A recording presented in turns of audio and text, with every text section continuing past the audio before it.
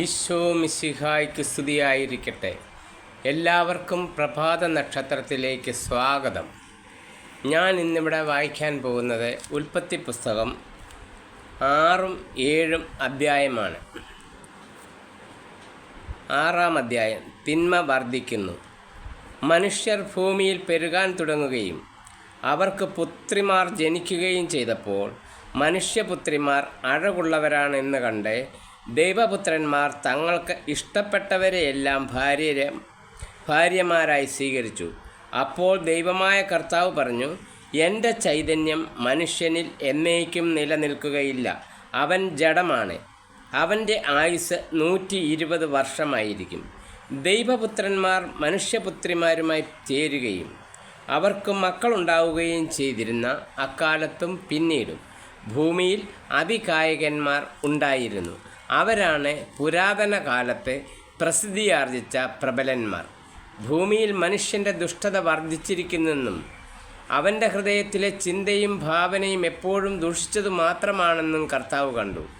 ഭൂമുഖത്ത് മനുഷ്യനെ സൃഷ്ടിച്ചതിൽ കർത്താവ് പരിതപിച്ചു.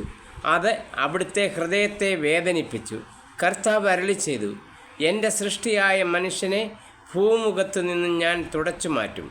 മനുഷ്യനെയും മൃഗങ്ങളെയും ഇഴജന്തുക്കളെയും ആകാശത്തിലെ പറവകളെയും ഞാൻ നാമാവശേഷമാക്കും.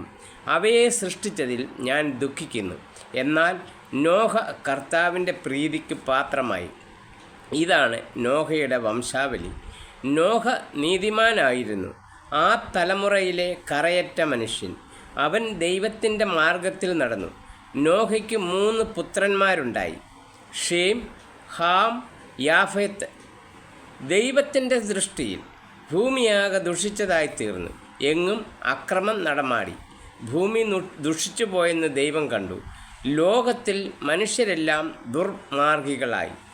നോഹയുടെ പെട്ടകം. ദൈവം നോഹയോട് അരുളി ചെയ്തു, ജീവജാലങ്ങളെയെല്ലാം നശിപ്പിക്കാൻ ഞാൻ നിശ്ചയിച്ചിരിക്കുന്നു. അവർ മൂലം ലോകം അധർമ്മം കൊണ്ട് നിറഞ്ഞിരിക്കുന്നു. ഭൂമിയോടുകൂടി അവരെ ഞാൻ നശിപ്പിക്കും. ഗോഫർ മരം കൊണ്ട് നീ ഒരു പെട്ടകമുണ്ടാക്കുക. അതിൽ മുറികൾ പിരിക്കുക. അതിൻ്റെ അകത്തും പുറത്തും കീല് തേയ്ക്കണം. ഇങ്ങനെയാണ് അത് ഉണ്ടാക്കേണ്ടത്. 300 മുഴം നീളം, 50 മുഴം വീതി, 30 മുഴം ഉയരം. മേൽക്കുരയിൽ നിന്ന് 1 മുഴം താഴെ പെട്ടകത്തിനൊരു ജനലും വശത്തൊരു വാതിലും വയ്ക്കണം. താഴെയും മേലെയും നടുവിലുമായി 3 തട്ടായി വേണം പെട്ടകം ഉണ്ടാക്കാൻ. ഭൂതലത്തിലെല്ലാം ഞാനൊരു ജലപ്രളയം വരുത്താൻ പോകുന്നു. ആകാശത്തിന് കീഴെ ജീവജാലമുള്ള എല്ലാ ജഡവും ഞാൻ നശിപ്പിക്കും. ഭൂമുഖത്തുള്ളതെല്ലാം നശിക്കും. എന്നാൽ നീയുമായി ഞാൻ എൻ്റെ ഉടമ്പടി ഉറപ്പിക്കും. നീ പെട്ടകത്തിൽ കയറണം. നിൻ്റെ കൂടെ നിൻ്റെ ഭാര്യയും പുത്രന്മാരും അവരുടെ ഭാര്യമാരും എല്ലാ ജീവജാലങ്ങളിൽ നിന്ന് ആണും പെണ്ണുമായി ഈ 2 എണ്ണത്തെയും നീ പെട്ടകത്തിൽ കയറ്റി സൂക്ഷിക്കണം. എല്ലാ ഇനം പക്ഷികളും മൃഗങ്ങളും ഇഴജന്തുക്കളും സംരക്ഷിക്കപ്പെടേണ്ടതിന് ഈ 2 എണ്ണം നിൻ്റെ കൂടെ വരട്ടെ. നിനക്കും അവയ്ക്കും ആഹാരത്തിനു വേണ്ടി എല്ലാത്തരം ഭക്ഷണവും ശേഖരിച്ചു വയ്ക്കണം. ദൈവം കൽപ്പിച്ചതുപോലെ തന്നെ നോഹ പ്രവർത്തിച്ചു. അധ്യായം 7. ജലപ്രളയം. കർത്താവ് നോഹയോട് അരുളി ചെയ്തു, നീയും കുടുംബവും പെട്ടകത്തിൽ പ്രവേശിക്കുക. ഈ തലമുറയിൽ നിന്നെ ഞാൻ നീതിമാനായി കണ്ടിരിക്കുന്നു. ഭൂമുഖത്ത് അവയുടെ വംശം നിലനിർത്താൻ വേണ്ടി ശുദ്ധിയുള്ള സർവ്വ മൃഗങ്ങളിലും നിന്ന് ആണും പെണ്ണുമായി 7 ജോഡിയും, ശുദ്ധിയില്ലാത്ത മൃഗങ്ങളിൽ നിന്ന് ആണും പെണ്ണുമായി 1 ജോഡിയും, ആകാശത്തിലെ പറവകളിൽ നിന്ന് പൂവനും പിടയുമായി 7 ജോഡിയും കൂടെ കൊണ്ടുപോവുക. 7 ദിവസം കൂടി കഴിഞ്ഞാൽ 40 രാവും 40 പകലും ഭൂമുഖത്തെല്ലാം ഞാൻ മഴ പെയ്യിക്കും. ഞാൻ സൃഷ്ടിച്ച സകല ജീവജാലങ്ങളെയും ഭൂതലത്തിൽ നിന്ന് തുടച്ചു മാറ്റും. കർത്താവ് കൽപ്പിച്ചതെല്ലാം നോഹ ചെയ്തു. നോഹയ്ക്ക് 600 വയസ്സുള്ളപ്പോഴാണ് ഭൂമുഖത്ത് വെള്ളപ്പൊക്കമുണ്ടായത്. വെള്ളപ്പൊക്കത്തിൽ നിന്നും രക്ഷപ്പെടാൻ നോഹയും ഭാര്യയും പുത്രന്മാരും അവരുടെ ഭാര്യമാരും പെട്ടകത്തിൽ കയറി. ദൈവം കൽപ്പിച്ചതുപോലെ ശുദ്ധിയുള്ളവയും അല്ലാത്തവയുമായ മൃഗങ്ങളും പക്ഷികളും ഇഴജന്തുക്കളും ആണും പെണ്ണുമായി ഈ 2 വീതം നോഹയോടുകൂടെ പെട്ടകത്തിൽ കയറി. 7 ദിവസം കഴിഞ്ഞപ്പോൾ ഭൂമിയിൽ വെള്ളം പൊങ്ങിത്തുടങ്ങി. നോഹയുടെ ജീവിതത്തിൻ്റെ 600-ാം വർഷം 2-ാം മാസം 17-ാം ദിവസം അഗാധങ്ങളിലെ ഉറവകൾ പൊട്ടിയൊഴുകി. ആകാശത്തിൻ്റെ ജാലകങ്ങൾ തുറന്നു. 40 രാവും 40 പകലും മഴ പെയ്തുകൊണ്ടിരുന്നു.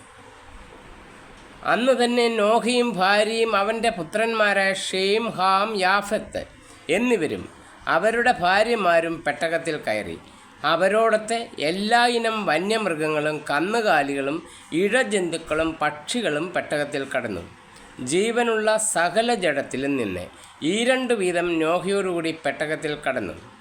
സകല ജീവജാലങ്ങളും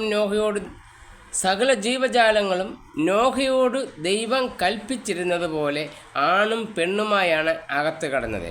കർത്താവ് നോഹയെ പെട്ടകത്തിൽ അടച്ചു. വെള്ളപ്പൊക്കം 40 നാൾ തുടർന്നു. ജലനിരപ്പ് ഉയർന്നു. പെട്ടകം പൊങ്ങി. ഭൂമിക്ക് മുകളിലായി ഭൂമിയിൽ ജലം വർദ്ധിച്ചുകൊണ്ടേയിരുന്നു. പെട്ടകം വെള്ളത്തിനു മീതെ ഒഴുകി. ജലനിരപ്പ് വളരെ ഉയർന്നു. ആകാശത്തിന് കീഴെ തല ഉയർത്തി നിന്ന സകല പർവ്വതങ്ങളും വെള്ളത്തിനടിയിലായി. പർവ്വതങ്ങൾക്ക് മുകളിൽ 15 മുഴം വരെ വെള്ളമുയർന്നു. ഭൂമുഖത്ത് ചരിക്കുന്ന എല്ലാ ജീവജാലങ്ങളും പക്ഷികളും കന്നുകാലികളും കാട്ടുമൃഗങ്ങളും ഇഴജന്തുക്കളും മനുഷ്യരും ചത്തൊടുങ്ങി. കരയിൽ വസിച്ചിരുന്ന പ്രാണനുള്ളവയെല്ലാം ചത്തു. ഭൂമുഖത്തു നിന്ന് ജീവനുള്ളവയെല്ലാം മനുഷ്യനെയും മൃഗങ്ങളെയും ഇഴജന്തുക്കളെയും ആകാശത്തിലെ പക്ഷികളെയും അവിടുന്ന് തുടച്ചു മാറ്റി.